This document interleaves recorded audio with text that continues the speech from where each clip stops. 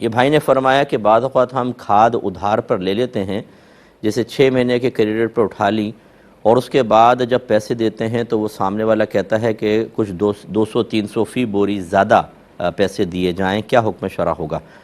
دیکھیں، اس طرح بالکل یہ خلاف شرع اور ناجائز ہے، بلکہ اس میں معنوی لحاظ سے سود کا تصور پیدا ہوگا۔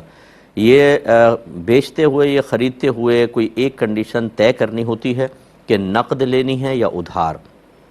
پہلے وہ ایک طے کر لیں، نقد لینی ہے، اس کے بعد اماؤنٹ فکس کرنا ہوتا ہے کہ وہ کتنے میں پر بوری کتنے میں لوگے، یعنی 400 ہے 600، یہ ہو گیا بس۔ اب نہ یہ کم زیادہ کر سکتا ہے، یعنی سامنے والے پہ زبردستی کرتے ہوئے، نہ یہ کر سکتا ہے۔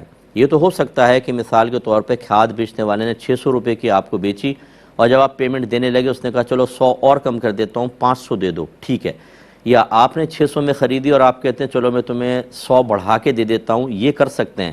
لیکن یہ نہیں کر سکتے کہ اس نے 600 میں طے کیا، آپ نے یس کہا اور بعد میں اس کو 500 دے کر کہتے ہیں زبردستی رکھو، یہ بھی غلط کرے گا، آپ بھی غلط کریں۔ یہ اگر بڑھائے گا زبردستی آپ کی مرضی کے بغیر، غلط، اور آپ اس کی مرضی کے بغیر کم کریں گے تو غلط۔ یہی پھر دوسری کنڈیشن میں کہ ادھار اگر آپ لیتے ہیں، جو رقم پہلے طے ہو گئی اسی کے اندر ہوگا۔